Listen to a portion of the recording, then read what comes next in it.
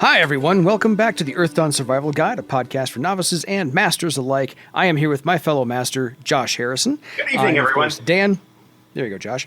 And on today's podcast, we will be discussing all things literical? No, I'm kidding. Clerical, actually. We're going to handle some emails Clerical. first.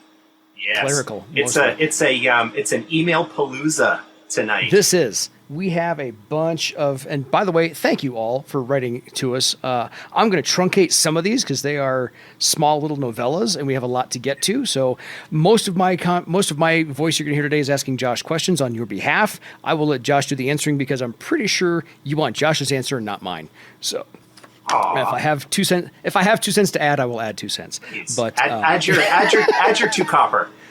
Yeah, and we'll see if we can not go over an hour. So.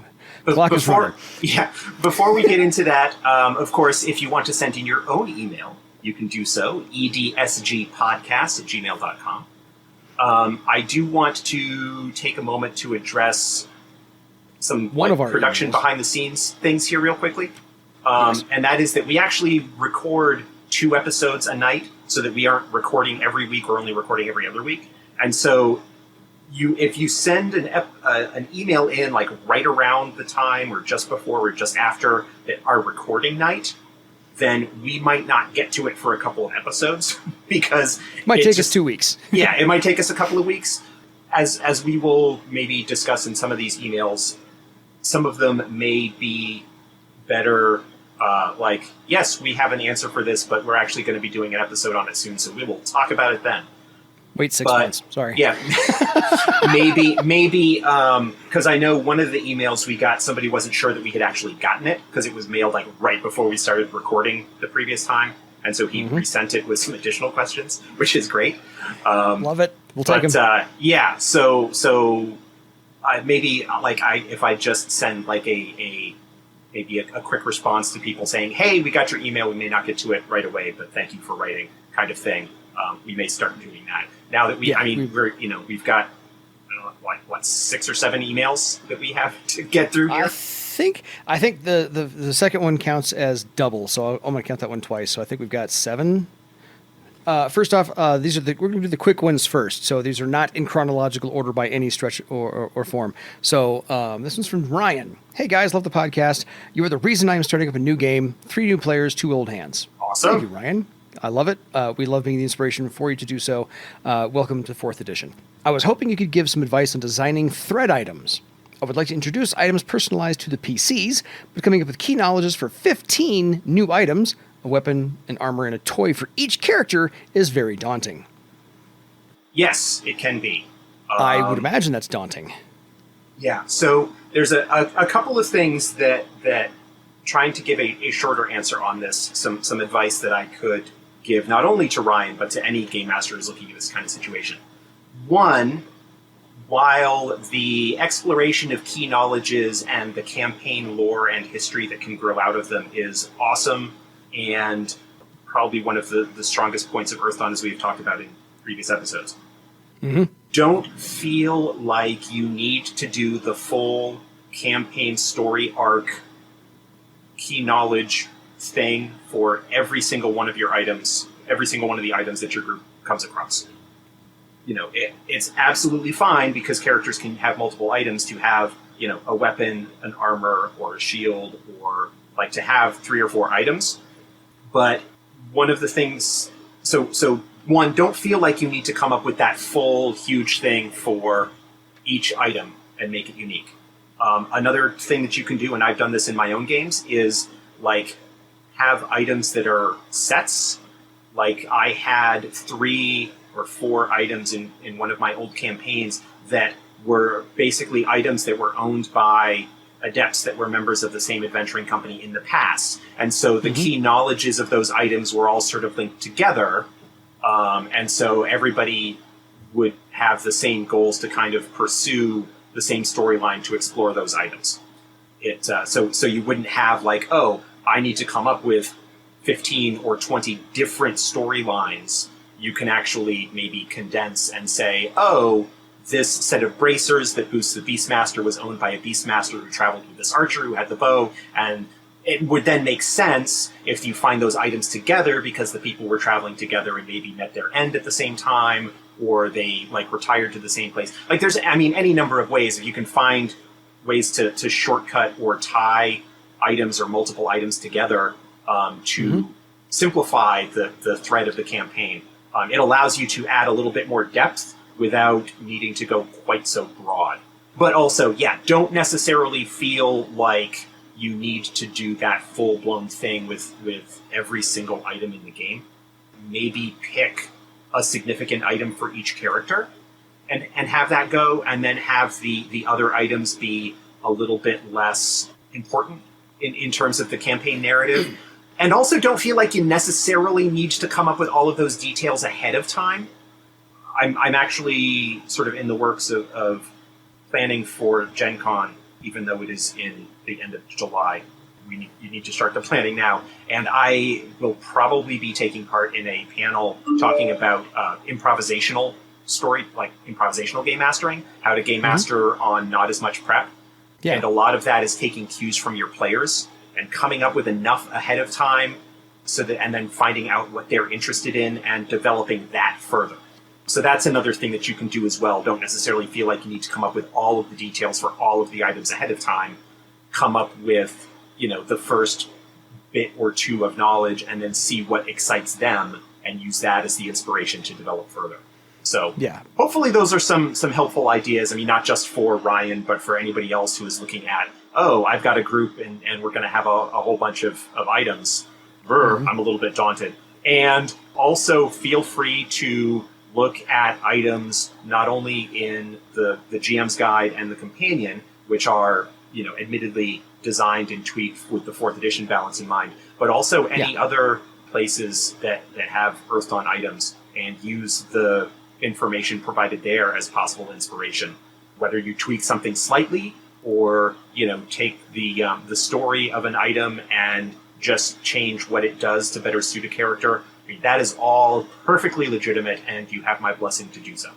Yeah, big borrow and steal. My only 2 cents on this one is wait a while. As in, I had a party of 8 that I was running, and I made sure nobody got any magical items at all until they got to like 3rd circle. Because then by that point, they've played long enough that they know their character more, and they could kind of determine, okay, I do want to find a magical sword versus a magical axe, because I do better with, I just like the feel of swords or whatever the case may be.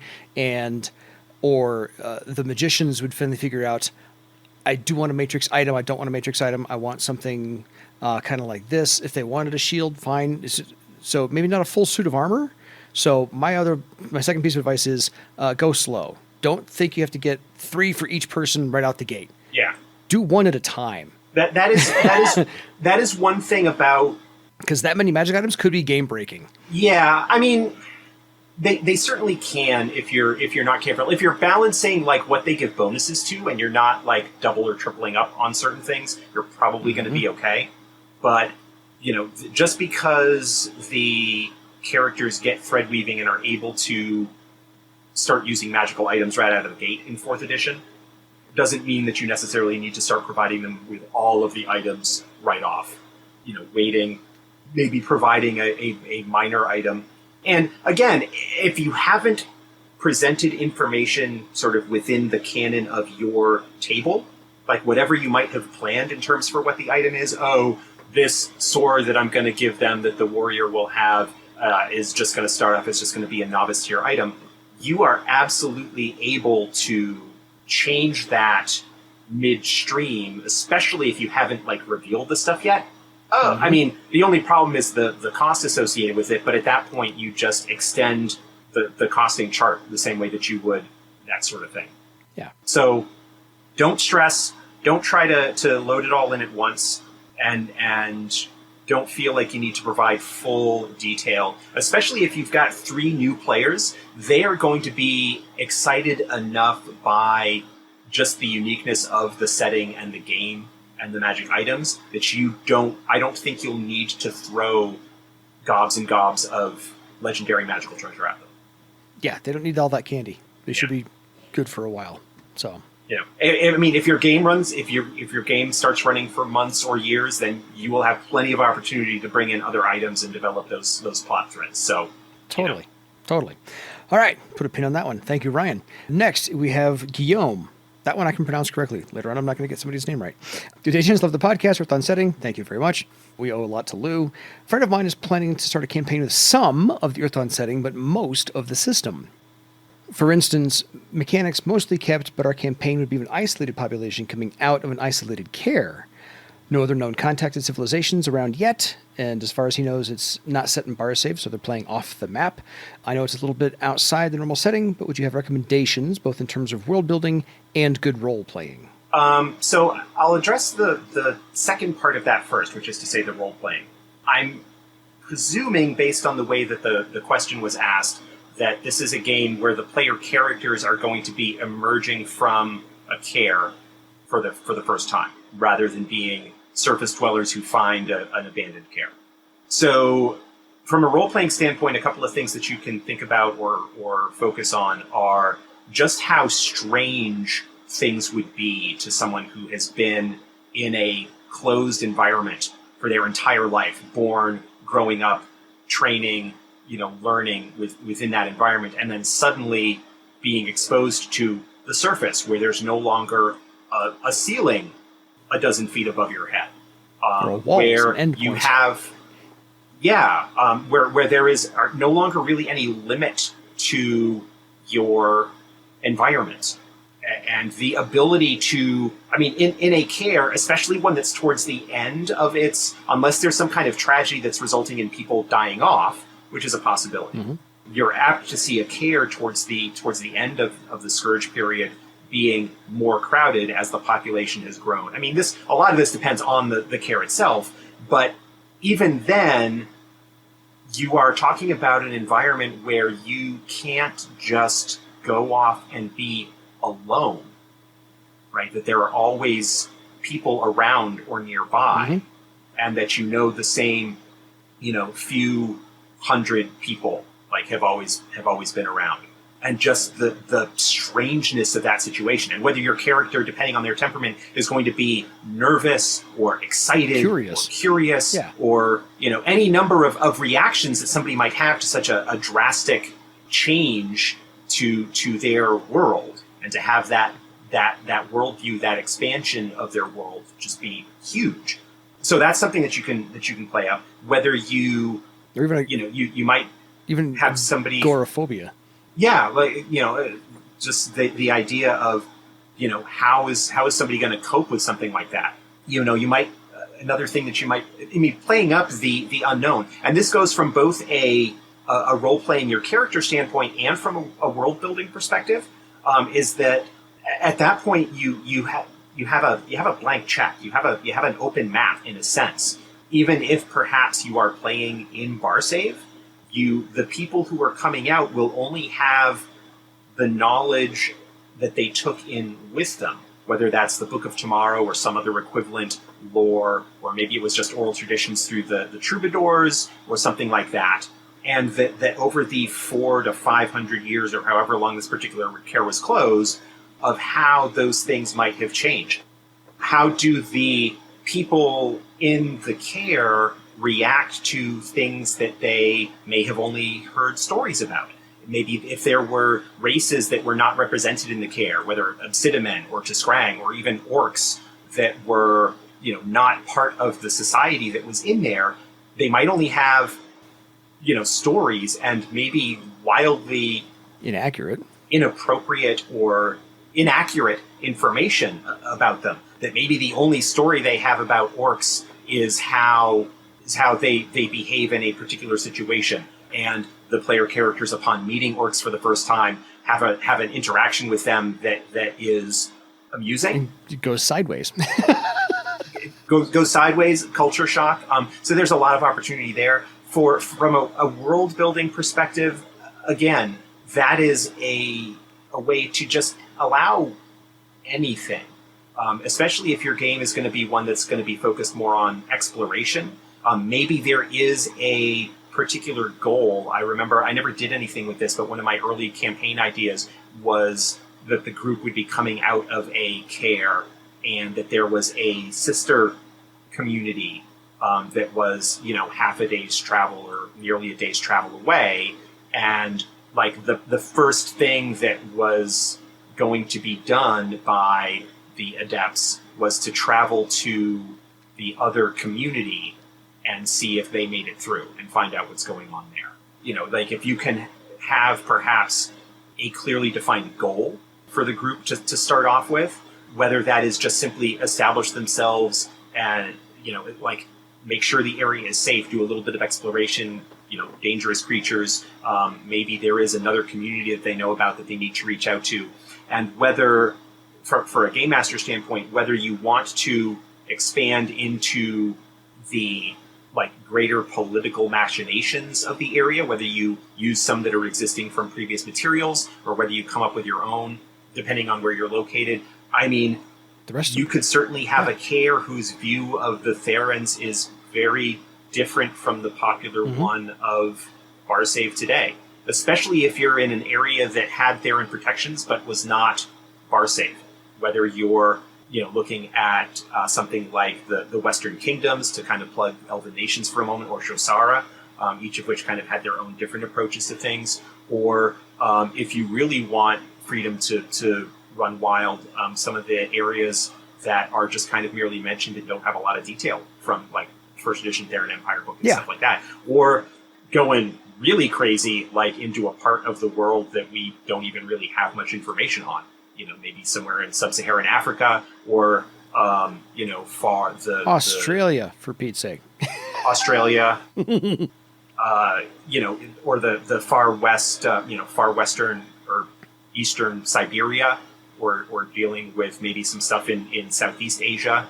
There's some stuff that did get a little bit of info, but still a lot of area on the map that just doesn't have info. So, the good news is, what Josh is kind of alluding to, and he made a point of this because we had a recording error, is this gives you the chance to have your players discover the same thing about the world that your characters do. So they both start off as blank slates, and you can feed them whatever you want. Yeah. And, the approach that you take will be a little bit different whether you are running the game as a game master in that sense, or whether you are merely a player that is going to be interacting in that way. But kind of coming back to my long-standing position of a successful game depends on contributions from both the players and the game master. I think that the stance of the game master as sole lord and creator of all detail of the world is a little oversold, and that the better game masters take suggestions and feedback and ideas from their players and run with them and kind of work together to build that setting.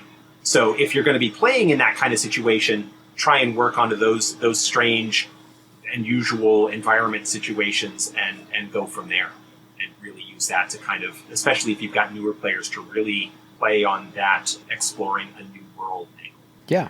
So thank you, Guillaume. Hope we answered your question and gave you a lot to work with. Moving on to Matt. Matt's a frequent listener and frequent emailer, so thank you, Matt. Follow up some questions about Bartertown, the episode we did a few ago about Bartertown. In one of the books, they talked about how the gangs have become more powerful because of the taxes that the magistrate had to impose. His question is, what other changes have happened based upon Throal kind of taking a step back because of the new king? Okay, so he's probably talking a little bit more specifically about Bartertown here in response to our episode where we talked about Bartertown. Yes. So what other changes have happened? I think, and we haven't really explored or even discussed this a whole lot in our development meetings, because we do have, at some point, I think we will want to revisit Throal and some of the changes that have developed there as a result of the new king and whatnot.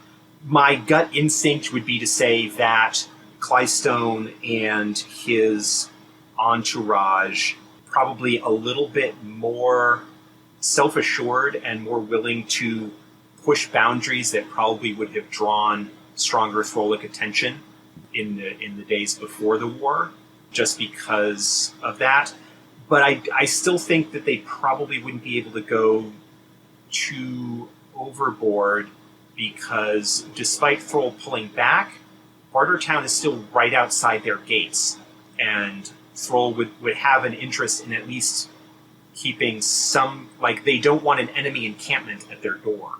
They don't want, a hostile force. They don't want to basically be put under siege by that. And they do have the military might where if Clystone steps wrong or something gets out of hand in Bartertown, that Throal very well could, march an army out of the gates and take over the city. I think there is probably an understanding at the highest levels of power in Bartertown that that is a possibility, and Clystone, while still effectively a mob boss and wanting to enrich himself and his cronies, also wants to make sure that things don't change over much. I think that you're apt to see a little bit more difference in the lower levels of the common street crime and whatnot, that perhaps it is not that Throlic citizens might not feel quite as safe in Bartertown as they might have before, because there might not be as much interest on the part of the crown to step in on their behalf. Fair. Got 2 follow-up questions. Both I think can be answered really quickly. Has the lack of leadership from Throal started to have an effect on the rest of Barsave? Yes, some of them. And will those effects be brought up in the Iopos book? I mean, I don't recall now, right off the top of my head, how directly that is addressed in the Iopos book. Certainly, the Denerastus have a little bit more freedom to plot and scheme in other parts of the province without worrying quite as much about Throlic interference. So that is certainly an aspect of what's going on.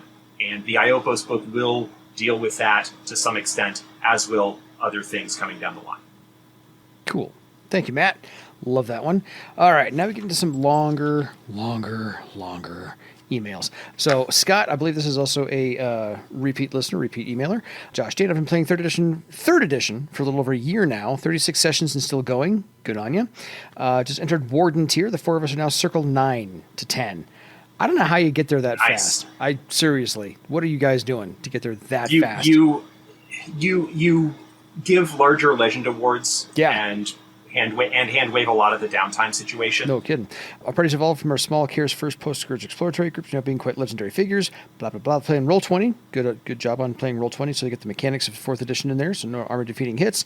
He's asking today how to handle spell or mystic defense for allies receiving buffer heal spells. In particular, he's hesitant to increase his mystic defense via group pattern, earth skin, etc., and thus make his elementalist less likely to successfully cast a clutch karmic connection spell on him in combat. In this case, there's no benefit to multiple successes, so should a character be able to elect to reduce their spell or mystic defense temporarily? Because he's playing 3rd edition, I believe that's a holdover for 3rd edition. And would you need to be conscious to do so? Well, if it's voluntary reduction, I think you need to be conscious for that. Yeah. So in 3rd edition, voluntarily lowering your spell defense was an option. I think it was something that was an option all the way back to 1st edition. I believe so. Where it's a test. Usually, I don't remember now off the top of my head whether it was a perception or a willpower test, and you would reduce your mystic defense or spell defense by the amount of the roll. I don't recall at all. So it's been so long. Yeah. and so that is an option. I don't... It's been a while since I've dealt with any of that, so... Yeah, we're here to talk about 4th edition. Kidding. Whether, it took an action or what the situation is. But I would think, first off, that you would need to be conscious to do it voluntarily. But if someone is unconscious, they would also be knocked down and would be suffering a -3 penalty to their spell defense as a result of that situation. That there's just you've got to affect the pattern, and there is some difficulty that is involved in that, regardless. But yeah, you would need to be conscious. A character should be able to elect to reduce spell defense temporarily if you're talking about earlier editions, and usually I think somewhere in the 3rd edition rules that it is covered. Yeah. I don't have those books handy, but if you are looking through the books, I think it's probably in the spellcasting rules somewhere. should be something about voluntarily lowering your spell defense. Yeah, if you've got it on PDF, you can probably search that a lot faster. Yeah. Just a hint. But it was an option that was available. It's a tough situation. We solved it in 4th edition by basically saying if you are casting a spell on a willing target, it succeeds regardless of the actual roll, but your asterisk successes are based on your result in comparison to their normal mystic defense. Yeah. Spell defense, mystic defense. Same thing, yes.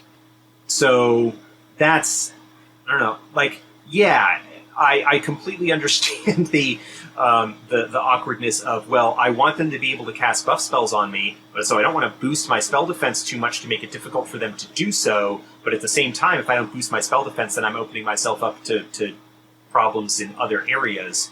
One option that you might take advantage of, if you have a group that is that high circle, if you have a group pattern and you haven't used up all of the thread slots on that yet, is to have your spellcaster boost their spellcasting, using that to make it more effective against you. I was just thinking, so that's a possibility. Take the onus off of you and put it onto them. Have your spellcaster, throw karma as much on there to make sure he succeeds. That's the point.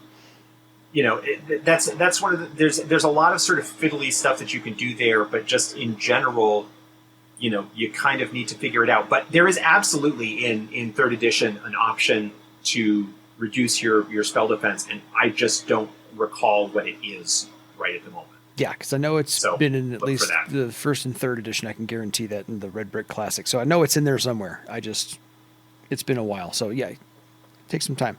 Other than that, he says, due to this, talents like Steel Thought seem much better because you can reactively use them as a simple action when you are targeted by an enemy spell. So that's 3rd edition. Yeah. Yeah, we got 4th on deck. We talked about Steel Thought actually in our previous episode where we were talking about the wizard. Yes, love Steel Thought. So yes, check out Steel Thought in the 4th edition and get off a 3rd. I'm kidding, just kidding. Play whatever edition you like, but thank you for listening. By all means, we appreciate everything you had to say. And Josh is actually actively looking that one up right here, so we'll go to the next one.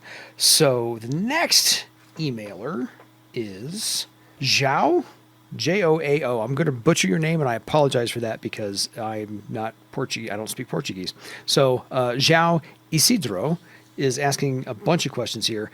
Again, thank you very much for Rich Podcast for Earthdawn. Please keep going. We certainly will do so. We're enjoying this as well. He's been an Earthdawn fan since the 1st edition, proud owner of the 1st edition hardcover book. You go way back. And you GM'd a 1st edition campaign where he ran most of the 1st edition published adventures. Welcome to my world. I have done the same thing. So he finished listening to episode 10 and has a point of clarification for us. I was wrong, not Josh. I was wrong that trolls couldn't be archers in 1st edition. I screwed that one up completely. I think he corrected us on Facebook and corrected us here. By all means, do so. I did say in response to that it was dumb and didn't actually check to see if it was true or not. Yeah, fair enough.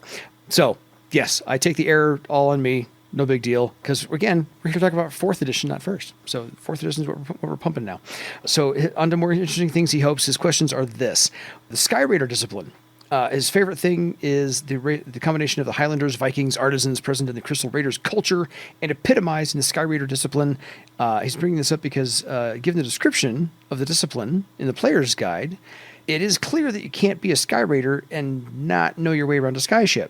So he's bringing us back to kind of the air sailor type thing.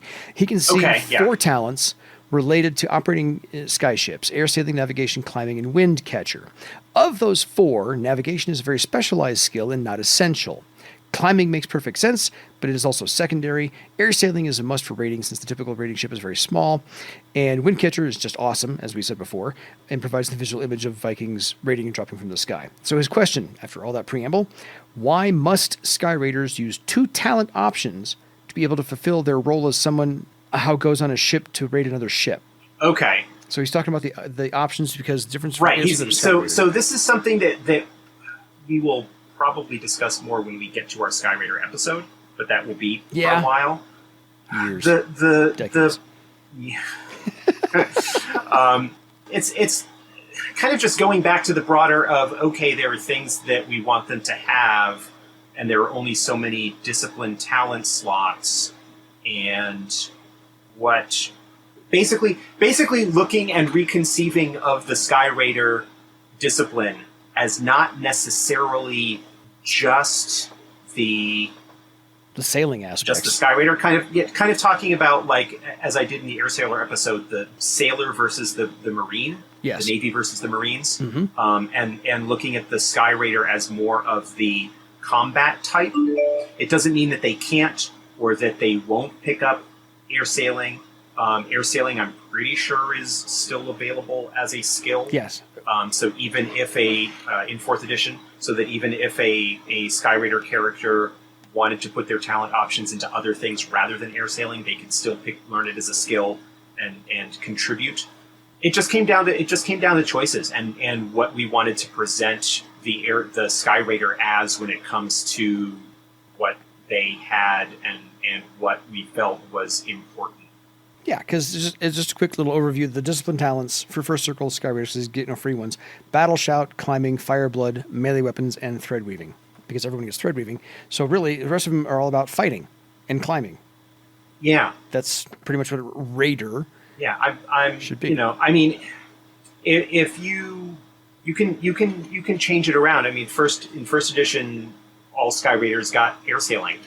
But again, much like with the Air Sailor, if you have a game that is not on a ship at all times, dealing with the ship at all times, then you've got a talent that's not doing much. You know, you can go that route. Because of the way that we kind of designed the magicians versus specialists versus combat disciplines, mm-hmm. there was not a free talent slot available to give the Skyraider air sailing for free. Although, if you wanted to do that for your game, I don't think it would break it, break anything. Yeah. If you wanted to swap out climbing for air sailing as far as a discipline talent, you could do that. Agree with that. You know, it just comes down to there were only so many slots. These were the things that we decided we wanted to put in there because we wanted to emphasize more the Skyraider's hard-hitting combat prowess as opposed to their aerial stuff. I don't know. It feels like I'm kind of giving like a cop-out answer, but it basically comes down to that's the way that we wanted to do it. Not everything can be perfect, I guess. Yeah. Ed, you're striving for it, and you got darn close, if that's the opinion. But I agree. It's the raider aspect of them versus the sailing aspect of the air sailors. The air sailors have to work as a team to operate the ship, and Sky Raiders, not everybody there flies the ship. Most of them are going to jump from the ship and attack something else. So that's my thought on that one. His second question. We talked about the huge pylon of Orichalcum under the ground of Vivane. This means that there is a massive treasure waiting to be dug up. Is the presence of that? Yeah. Is the presence of that known in Barsave? I imagine no. That's good to know. Probably not. No. Not generally speaking. There might be some individuals who do know, but we're talking about secrets on the level of like the truth behind Kennedy the assassination. Patrons of the Denerastus, the truth behind Queen Alakia of the Bloodwood and the Ritual of Thorns, the truth behind, some of the things that powerful individuals who are heavily involved with that are probably aware, but your average adept or person on the street would not have the faintest idea. Especially over the many generations since it's been put in place. So. Yeah. So, follow-up questions to that one. Is its effect on the magic level known? Or will people dig it up for its economic value alone? And I don't think that's going to happen because most 99.999% of the population doesn't even know it's there. So no one's going to go look to dig it up. I wouldn't say that even the vast majority of Therans living on the island of Thera actually know the truth of what's going on with regards to that. Yeah. We're talking about like super high level secret history stuff that a couple dozen people on the planet maybe are aware of the full extent of what's going on. Yeah. So, probably not. And are the Therans keeping an eye on the ruins of Vivane? Yes. I was going to say, I would imagine they would. They like to have their fingers in all kinds of pots. Whether they are aware of the locus underneath the city or not, it was their city, and the Therans, while militarily have been pushed out of Barsave, they've still got a lot of agents and spies and people keeping an eye on things. In the 4th edition GM's guide, I specifically put in that there were many troops that were left behind in the wake of the final battle there of the Second Theran War that were left behind and are now still kind of in southwestern Barsave causing trouble for Carafod and the people of Vivane province and stuff like that. So Yeah. yeah, absolutely. Totally. So he was at... It's just basically the Therans are still around. They're just not marching troops around everywhere these days. Fair. Joao Isidro was asking because he likes the Therans to be more than just slavers and oppressors, which, of course, they're more than just that. They have a lot of fingers in a lot of pots. So his final question, and this is a fun one, is about the Forge weapon talent. In first edition... We could do a whole podcast on this one? We could do a whole hour on just the Forge weapon talent. We'll try and keep it down to less than 5 minutes. There we go. So basically... he wants to know the thought process between the constant changes before the 4th edition, and here's what he means. First edition, it took a week with no specific time given each day. Second edition said 8 hours within that week, I think as a clarification. Third edition says the number of days equal to the weapon's size, but again, no specific time frame given for each day of work.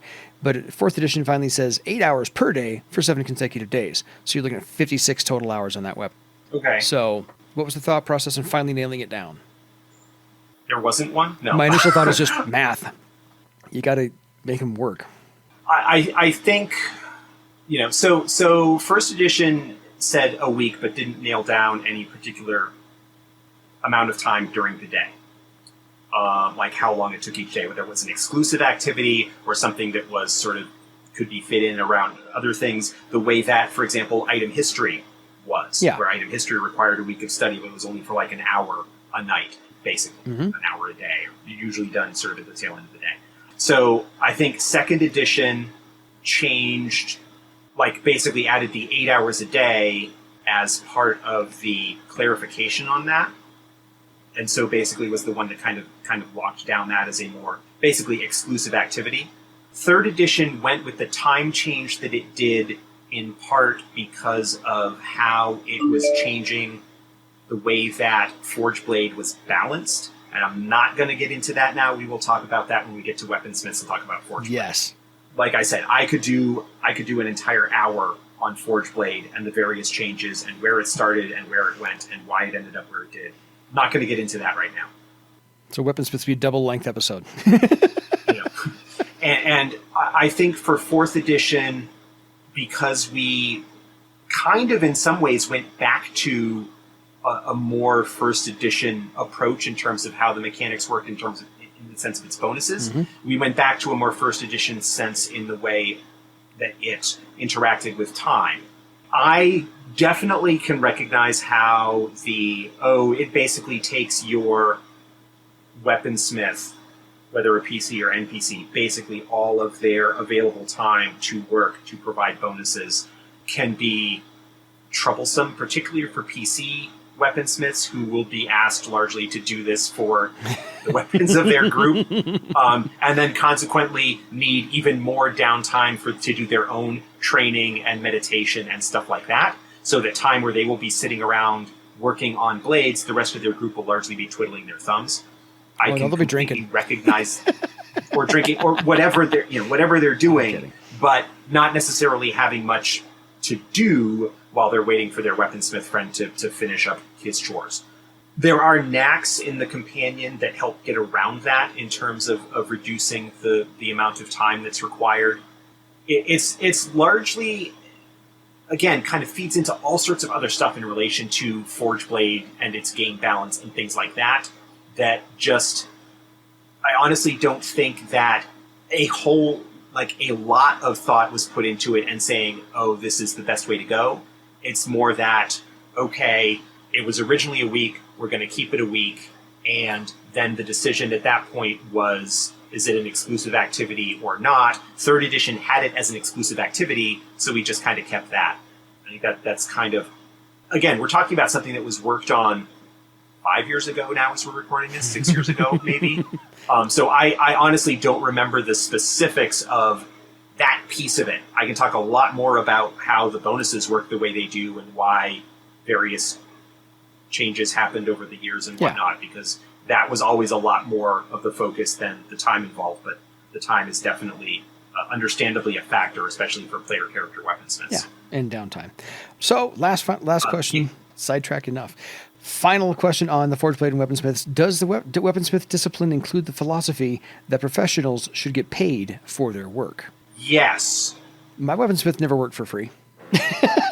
Yeah. I am a big believer in creatives being paid for their work. Being a creative yourself, yes. Being a creative myself, I'm a big believer in being paid for the work. I think there is a misperception, particularly at higher levels of the corporate world, that undervalues the contributions and the effort that is involved in being a creative. Yes. Look at the video game industry for an example of that. I concur. And you see this to an extent in the tabletop industry as well. Not to get on too much of a rant here, but when you're dealing with something that is very popular and a lot of people really like and really want to get into, you have a lot of people that are willing to, in order to break in order to contribute, feel like they are willing to not get paid or to get paid less in order to take part in a thing that they love. And there are people who are more than willing to take advantage of that, and willing to chew people up and spit them out, not really caring for their well-being, because there's always somebody new, there's always somebody else willing to come in and do that same thing for the chance to work on it. Yeah. I will be upfront, and I have been upfront as much as I can with regards to this. At a lot of what, there's not, and Dan can back me up on this because he's worked on some of our stuff. There's not a lot of money in tabletop games. Not a lot. You don't get in this to get rich. You do not get in this to get rich. we certainly pay our freelance writers and our artists that contribute to our product. I have check stubs to prove We don't pay particularly well. I mean, for the RPG industry, we pay okay. We're kind of, as far as from talking to other people and what, we're kind of in the median. Yeah. We do try and make sure that we pay on time. Try and pay people. When we said we would pay them. Yeah. We ran into some issues with the original Kickstarter because of how many books were involved and how quickly the money disappeared. Where we kind of had to float some stuff in terms of paying people. And last I heard, and this was actually a little while ago, we had kind of caught up on all of those. I largely, my pay from working on Earthdawn has been basically going to fund my trips to Gen Con each year. I'm certainly not making bank on this. Earthdawn, despite the fame of the FASA name, is not making, it's our best-selling product. Obviously, it's the one with the most name recognition. But, it's not, it's bringing in some money to the company each month. It is basically sort of helping not only put itself out there, but also helping fund the other lines that don't have the support yet to have their own kind of self-funding thing. Yeah. This is why Kickstarter works. If we didn't have Kickstarter, if we didn't have crowdfunding, we probably wouldn't be able to continue doing this. Yeah. And so thank you to everybody who backs at whatever level that you can. Thank you to the people who buy our books. They for the company's sake, they keep the lights on. Yeah. But all that aside, I absolutely would think that that weaponsmiths. Wow, I don't know what I was thinking there. That weaponsmiths would generally be if you have skills that are in demand, you should be paid for them. Yes. Now, the rate that you get paid for them will vary depending on the individual and their own skill, and we offer guidelines for what those typically are in the rule book. But it's certainly possible to make trades and favors, and if a player character weaponsmith wants to do the upgrades to his friend's weapons for free, that's up to him. Totally. But that's a role-playing I don't think thing. that it should be. I don't necessarily think that it should be expected. So yeah, because I, as myself, think that a professional, a creative as a professional, should be paid for what they do. A weaponsmith should have that same attitude. I concur. We're good there. Thank you, Joao. And I'm going to screw up your name. I'm sorry, for the fourth time. Thank you for that email. We appreciate all those questions. We've got a long one here from Jasper. Jasper, we're going to get to yours because you are the one who got to us just as we recorded the last episode or two, and we had to delay yours. Yes, we got it. We got it twice. We're going to answer them now. We're going to do them in the order that you sent them. How's that? So he just got back into Earthdawn and RPGs after a 20-year hiatus. Welcome back. Lovely to have you back in the fold. I'm going to truncate yours a little bit. You searched around and stumbled across our podcast, and there's a 4th edition. And I can't find the old source books anywhere in the store anymore. Sad face. Yeah, because they... PDFs from FASAgames.com or DriveThruRPG. We'll take them. There you go. And you, by now, picked up everything published in German. So congratulations, Jasper. You're bilingual, and I am not. Stores in Berlin stacked with role-playing games of all kinds. The original are gone. Fine, it's a different era. Yes, we know. They keep rotating new stock because they keep making new games. So you sat down for the players for Session 0, and you got some discouraging feedback from your players. Not all of that geared at you, per se, but everything seemed to stem from the previous RPG sessions and experiences from them in other games. So you give points on the critiques below, so let's try and talk to these real quick as much as possible. Something about quick play, less discussion on minor details, and pragmatism before realism.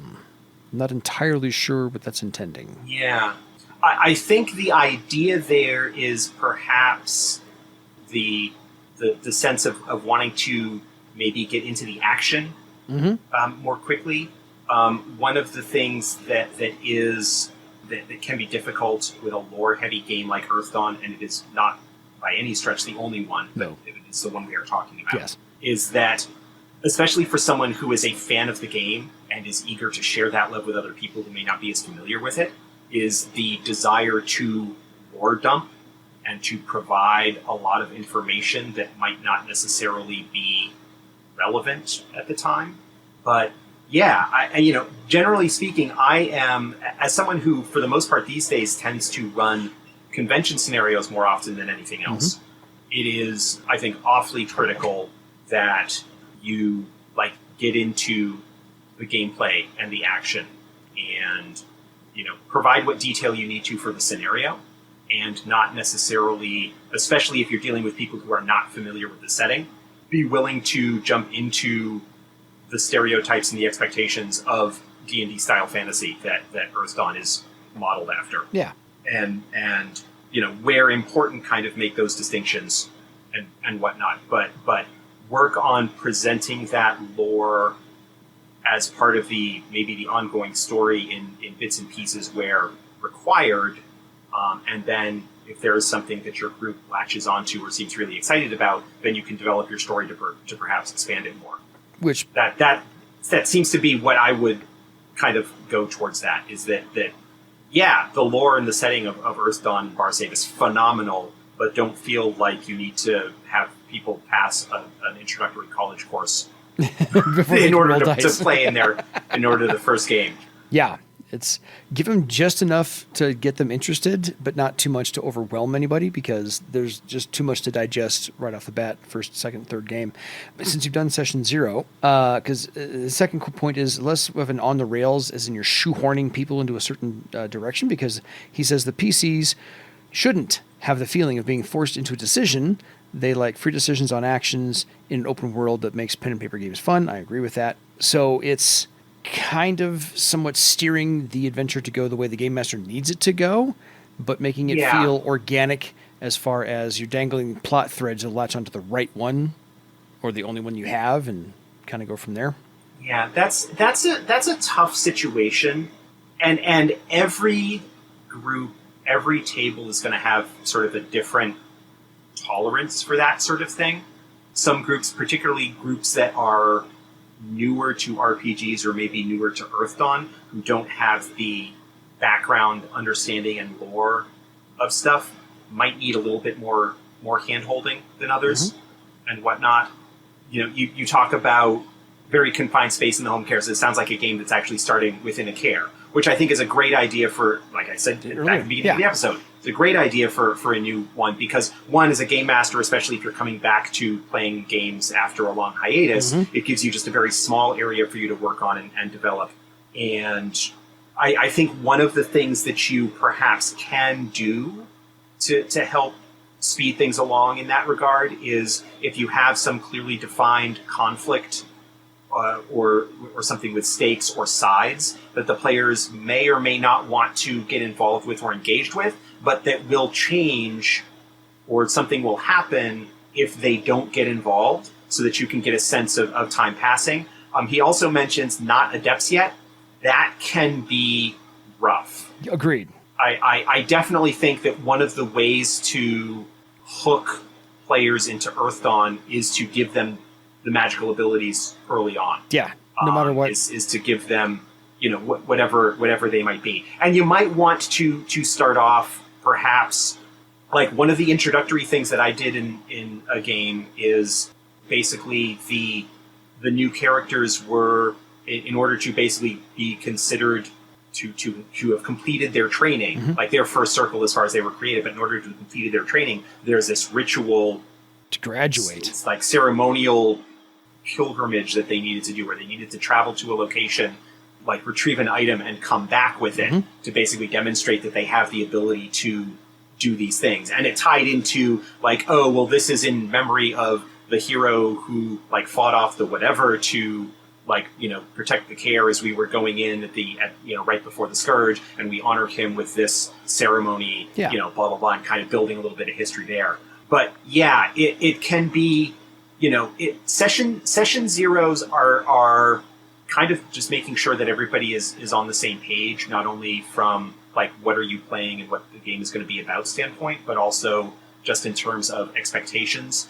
And if you as a GM are expecting more of a sandboxy type game and your players are not, then that can be a little bit awkward, especially if you're still kind of feeling that out and not sure of the communication and the language involved in that kind of discussion. Yeah. So, don't get discouraged. Keep working at it. Keep open lines of communication. Find out what it is that they kind of want to do. Maybe if your thought was to do a bunch of stuff in the kaer before it opened and they went out, maybe jumpstart to the kaer opening. Find something like, figure out, talk with them, figure out what it is that they are interested in, and try and provide that to some extent. Yeah, each table's different because the game master is going to figure out what their players can't do, and are used to doing, and then you have to alter your game a little bit to suit their needs, and they have to alter theirs a little bit to suit your needs. So it's all a big compromise around the table. He's got 4 more points. Yeah. His players have some critique about being more attentive, a little bit less crosstalk, and would like some more focus on the acting player and the GM. So something that's been used to solve that before is if you have the magic cup in your hand or you have the magic hat on your head, then you get to talk. And if you don't, then you get points penalized, because one of the other points is they want more legend points awarded for a faster progression. So you can say, I start this session at, say, 3,000 points, which is maybe high or low for depending on your first several characters. And say, if you're pretty high for a first. I know. I'm just saying. That's the thing. Is you can say, I'm starting at 3,000. I have your attention now. If you're talking out of turn, I will start docking you 100 points each time.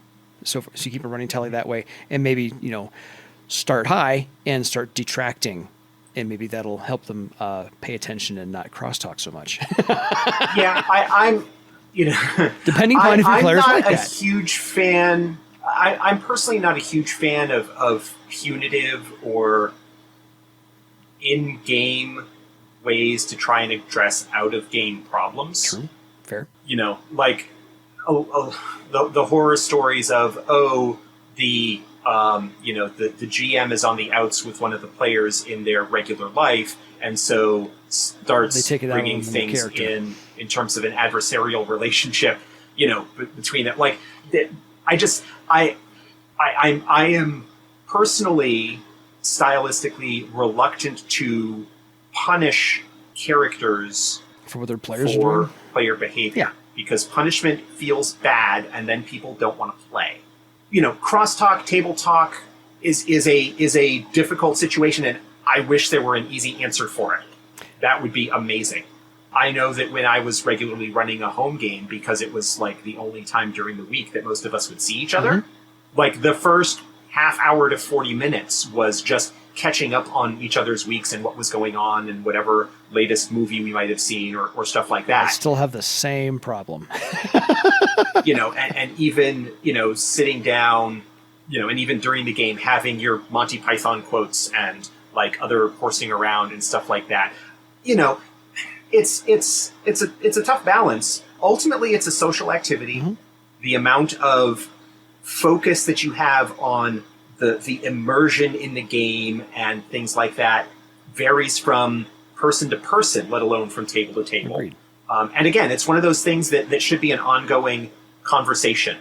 if you as a game master are feeling really frustrated by that, as the game master, you are the referee, you are sort of the captain of the team in a sense, and it does fall on you a little bit to try and rein that in. We had, in one of the games that I played in, the GM had a little, sand timer. Maybe 2-inch square glass stone, like kind of flat glass stone that had the word focus on it. Yes. And when things would start to get a little bit too sidetracked or whatever, he'd pick it up from behind the screen and hold it up to his forehead. just as kind of a, we're getting far afield here, guys. Yeah. Let's try and get back on track. But, if the players are expressing that they are not happy with that, then it may be that there are, again, some play expectations between some players and others in terms of how much focus or immersion or distraction that they want to have. And that's something that you kind of need to work out as a group. The only thing I found that actually gets, so to Josh's point, the first 40 minutes is just catching up. When you feel that it's time to actually, okay, it's time to play now, the only thing I found that actually works is everybody has to roll dice at the same time. And you do that in 2 instances, perception and initiative. So if you, okay, guys, roll initiative. Everyone's like, oh, what are we talking about? Fight? Okay. Yeah. And then they will all stop talking, grab their dice and go, okay, what's hitting us now? And so now they will all pay attention. So if you give the entire party the same focus, that's my best bet. Yeah. I am depending on how much of a problem they are, you may want to set a table policy about devices like phones or tablets or that sort of thing. That could be it. I'm reluctant to say hardcore, no, don't allow it at all, because there are people who need them for whatever reason. I mean, parents that might have kids that would need to get a hold of them. If you're on call for work. Or if you're on call for work, or if you are someone who has some kind of disability, or you need reminders to take your medication, or any number of hundreds of things. These devices, while they can be a distraction, are also incredibly useful in terms of helping us manage our lives. People might not have paper copies of the book and will need a tablet there to look at the PDFs. Actually have a book that a PDF that they can reference. Yeah. But you do want to maybe try and make sure that it is not being used as a distraction where somebody is flipping through Twitter and not paying attention at all to what's going on, and then their turn comes up in the initiative and they need to have everything explained to them again because they're not paying attention. Yes. That's the kind of situation where, maybe not at the table, but maybe post game, you kind of go, hey, maybe this is kind of being a problem. Just try and deal with each other like adults, and try not to get into accusations or recriminations or bad feelings. Everybody's situation is different. Everybody's got their own stuff that they're dealing with. And ideally, you're getting together to do this to have fun and tell, and kind of share a story. Yeah. So he's got 2 more points on this first part of the email. Yes, he has a second part. First part of the email. Less power play. The players announcing an action shouldn't cut other players' opportunity to act, and the GM calls the order of actions in parallel. So, at that point, you're looking at a player potentially that is spotlight hogging. Isn't quite the term that I'm looking for. Grandstanding, but is. Well, I mean, it depends on how a lot of it. The appropriate term really depends on the context. Good point. I mean, on the one hand, if you've got somebody who is, interrupting, you may want to be, especially if you're in a combat situation, you may want to be a little bit stricter about enforcing, order in action in initiative order, or something like that. You will frequently in a group like that, you will have maybe 1 or 2 people who are the talkers and are very engaged in one sense and really wanting to take action and do stuff, and you will have other players that are not so much just because of temperament or whatever. And one of the skills that you develop and maybe need to develop as a GM is paying attention to that table dynamic and trying to engage the players that maybe are not more directly engage the players that are maybe not as engaged, and just kind of keeping an eye on things and making sure that one person isn't intentionally or not kind of running roughshod over other people, and giving other players a chance to engage if they want, giving them their moments to shine, and things like that. And that's if you're coming after 20 years of not playing, these are skills that you just maybe a little rusty that you just need to develop, and you need to, again, open lines of communication with your group and keep that stuff going on. Yeah, and then the last one is more action per time. So experiencing adventures and big deeds and quicker succession of situations. A scene like in the library should take maybe 20 minutes and then everybody moves on. So I don't know if everybody he brought to this table is a video game player where they want more action and less story, but that's for me just finding a balance and that's. I mean, it sounds like a question of pacing. Yeah. That's a good way to put it. And again, this is like sort of getting a read of whether people are engaged or not, and what kind of activity in the game that they are engaged with. There's, it's been circulating in the community for a while, but you've got your different types of players. You've got your hardcore role players. You've got your, number crunching combat monsters. You've got your, you've got the different types of personalities and the types of characters and whatnot. And you want to kind of make sure that you provide stuff for all of them and whatnot, and not everybody is going to be interested by sitting around for an hour role playing, shopping at the market. Characters sitting around shopping in the market or sitting around the breakfast table discussing or making plans. Some people really don't like planning and just want to get to the activity. And again, that's every person is different, every table is different based on the balances of the people that are involved, and it sounds, and this may or may not be completely accurate, but you mentioned like a little childhood episode I prepared to play before choosing a discipline. It sounds like there's a lot of sort of like backstory ground laying before you're getting to the game, and to kind of take a tip from the fiction and novel writing side of things, kind of want to get to the action. You don't want to start too soon. You don't want to have like a prologue beforehand. And so I again, I don't have all the details. I don't have all the context, but just some of the things that are mentioned here, feels like there's a lot of like early groundwork and foundation being laid as the sort of that session zero before you get to what the actual game. Yeah. Storyline. And a lot of these sort of feedback from the players does kind of maybe indicate to me that might be sort of the situation of what is going on. Yeah. They want a little bit more of the nuts and bolts taking place within the game storyline versus the backstory, which leads up to this. Fine, it's one of those telling things out of order. Backstory can be filled in later. It's not even necessarily required beyond what is there.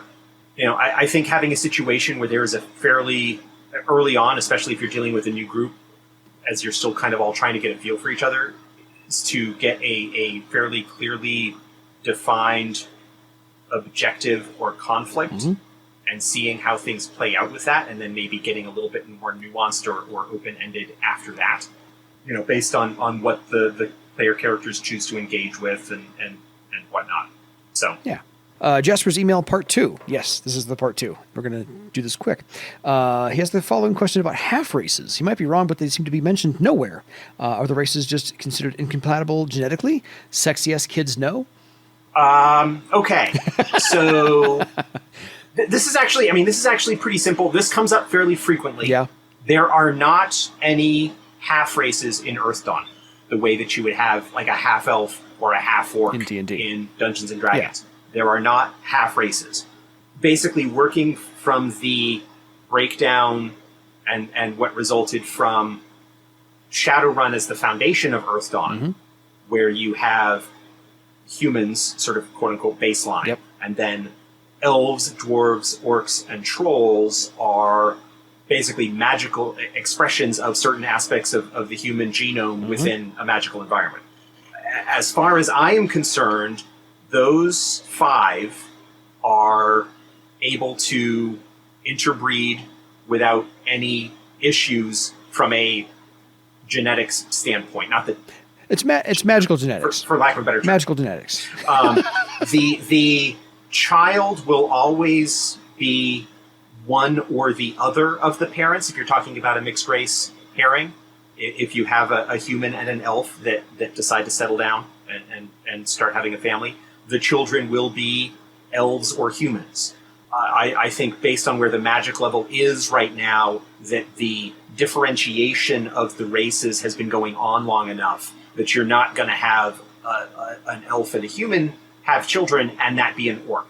Like I just within the framework of where things stand in Earthdawn, I don't see that happening. It's not going to be a surprise. But there are not any half races. But you are either one or the other, and you can certainly have mixed parents, but the child will be one or the other. Tiskrang are an egg-laying species. They are not. While I have seen plenty of examples of like fan games and journals and stuff online over the years where Tiskrang certainly can form romantic relationships with other name-giver races, they are not able to procreate, crossbreed with them because they're like the genetics. Just you're talking about an egg-laying saurid species versus mammals. Basically, mammals and reptiles. It doesn't work. They're both sentient. They can form romantic relationships, but they're not going to have any children as a result of that. Obsidimen don't reproduce sexually at all, so that's straightforward. Windlings are always the fuzziest. I have always felt that windlings are not actually awakened human stock the way that elves or dwarves or orcs or trolls are, and so therefore cannot interbreed with the other name-giver species. But also there's just kind of a practical mechanics kind of thing without getting too graphic. Squicky. Yeah. Like we're trying to keep this rated PG. So again, perfectly possible for windlings to form romantic relationships with other name givers. Yeah. I just don't think that children would result from it. That's basically the long and the short of it, and that's been the case as far as I'm aware all the way back to first edition, and is the continuing official stance. I'm going with that too because my answer is usually no, and that's the short end of it because for me it's family is a operational term, not a biological term, but there's no half races. Is there map material? Oh, actually, he does have a good point over which is there's a second part to that. There's a second part. Yeah, there is one mention of the Dinarastus being of dragon blood in the GM's guide. Dragon in human form, making that happen? And is that an exception? Yes. More to come later. Yes, it is a dragon. It is a dragon. It is a dragon in name giver form, reading with other name givers that allows that to happen. Yes. Welcome to dragon magic. Is that an exception?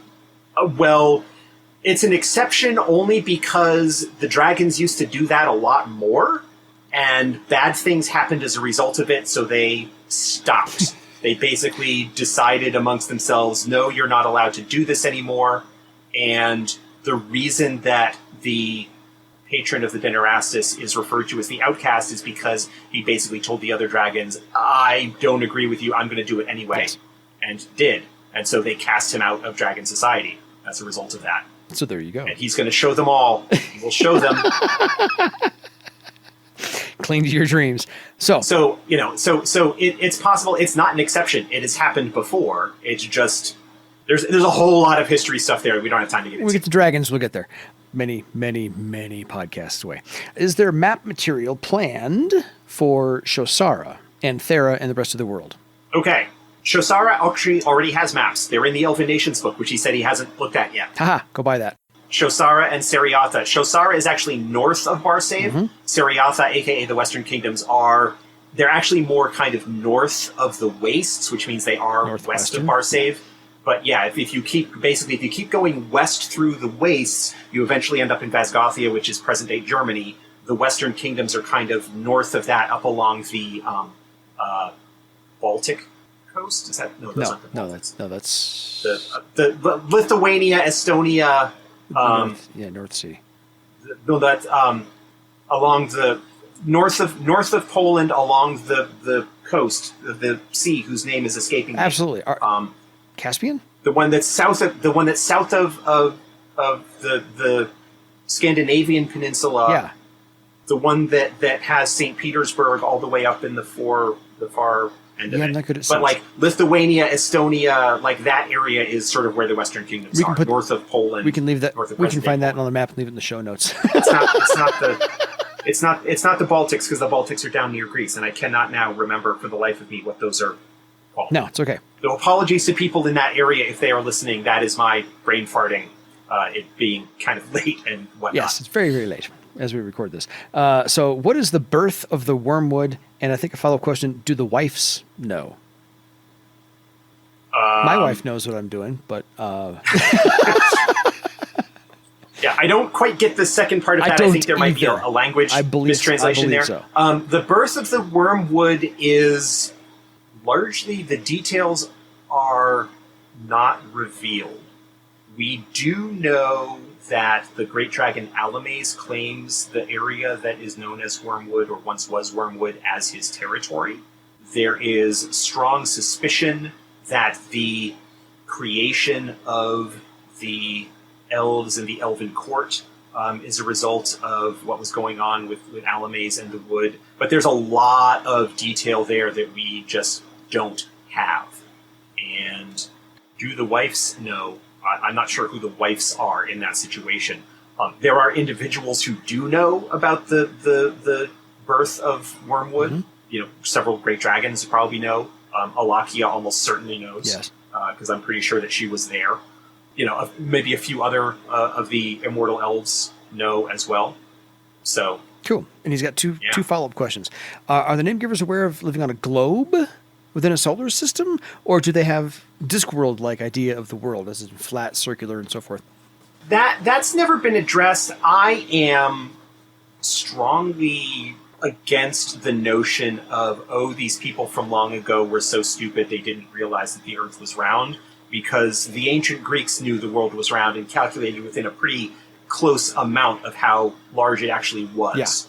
Yeah. You know, I'm reminded also there's a moment in the fantastic video game Horizon Zero Dawn, mm-hmm. which is sort of a post-apocalypse, has a little bit of an Earthdawn-y flavor to it, although it's got, you know, robot dinosaurs, so there's not fantasy so much as sci-fi, but it does have a very, like, fantasy, like you're running around with, like, bows and arrows, and it seems like a kind of primitive society, and there's a conversation that happens with the main character that you play in that game, Aloy, where something comes up, and her reaction is, oh yeah, of course the world is round. Like, what do you mean that was even a question? Yeah. Because, like, through observation, if you can see, like, for example, when there is an eclipse, the shadow on an eclipse, mm-hmm. like the shadow that goes across the moon, yes. when there's a lunar eclipse, when the shadow of the Earth, when the moon passes into the Earth's shadow, the shadow is rounded yes. as it goes in, and if you recognize that that's what's happening, right? Mm-hmm. Or, for example, if you, like with a solar eclipse, when the moon is passing before the sun, that edge, the edge of the shadow is always round, and the only way that can happen is if it is actually a sphere. Yes. Because otherwise the shape of the shadow will be different depending on how the object is in relation to what it's passing in front of. Mm-hmm. And so, like, that was her reaction was, yeah, of course the world is round. That's the only thing that makes sense with the evidence that we have to hand. Mm-hmm. Barsave is, while it is a fantasy, ostensibly sort of Middle Ages, early Iron Age, whatever kind of technology level you kind of picture it in your head, they are still a learned people. And you've also got airships. Yep. Which means that people can actually get up high enough to see the horizon and the curve of the horizon. Yes. You know, and things like that, that there is probably plenty of opportunity for people to have gained the evidence that is necessary to come to the conclusion that the world is round. Mm-hmm. And while it might not be a consideration that actually affects the daily lives of, you know, dirt farmers in the prairie, just the idea that, oh, well, they're so backwards that they think the world is flat is kind of like, I find that cheap and not intending to put any of these kind of motives onto our friend Jasper yes. here, but it's cheap and smacks of Victorian era colonialism in significant parts, where you would have these like groups going to other parts of the world and assuming that because they do things differently, that they are primitive and stupid and mm-hmm. need to be educated in the way of great Western civilization.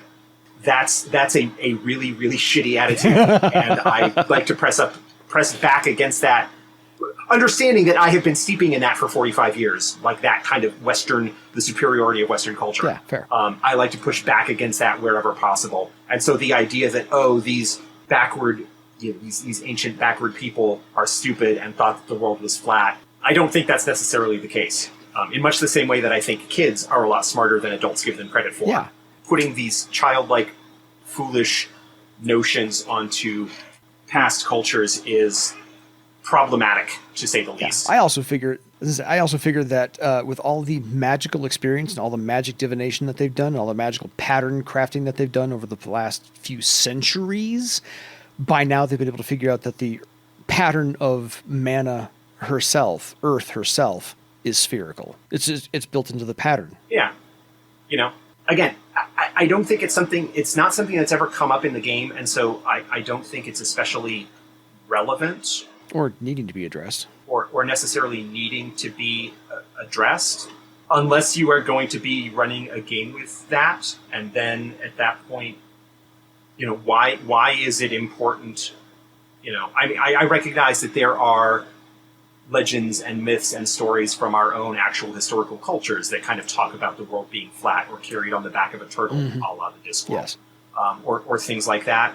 But at the same time, there's a very 19th century Victorian attitude that got assigned to a lot of those that has a lot of problematic history to it, and I feel like we're maybe kind of wandering far afield here. But, I think we've answered everything is political, people. People, you can't keep politics out of games because politics is everything. Well, look at the meta plot for Earthdawn. Period. It's half of its politics, if not more. So yes. But I mean, when I'm saying keeping politics out of games, I mean I'm talking about present day politics, and the degree to which you want to engage with that in your own game is completely up to you. Totally. And that's a whole other thing. But yeah, there is nothing that has come up in any of the official released material that gives any indication that there is a culture or a people that looks at the world as being flat. And so I am not under any belief that anybody it is something that is necessarily required.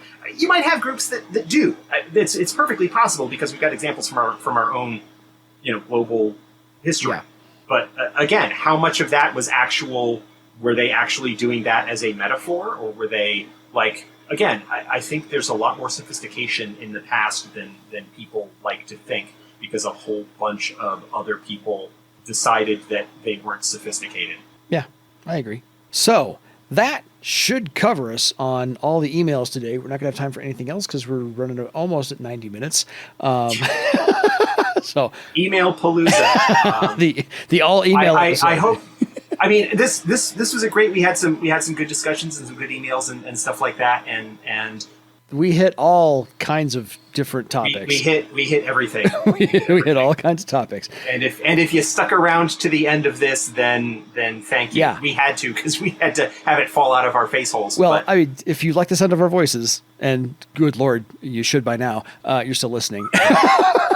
Then yeah, that's what we're here for. So by all means, if you want to send us your questions and hopefully do another Email Palooza episode down the line, email us at edsgpodcast@gmail.com. I do want to thank Josh for making the time, answering all the questions, because I know nobody wanted to hear my answers, more so his than mine, because he's immersed in Earthdawn to an nth degree further than I ever have been, having to rewrite the whole thing for the 4th edition. So, yes. And thank you to all of our listeners for being excited and supporting us and sending these questions. Yeah. And sparking interesting conversations and sidelines and things that we might not necessarily bring up in the initial discussion. Exactly. So by all means, join us next time. There will be a next time. We'll have a whole lot more episodes covered down the line, get through the rest of the disciplines and the races and the whole 9 yards. So thank you for listening, everyone. Thank you, Josh, for making the time. Now it's time for you to go make your own legend. Good night, everybody.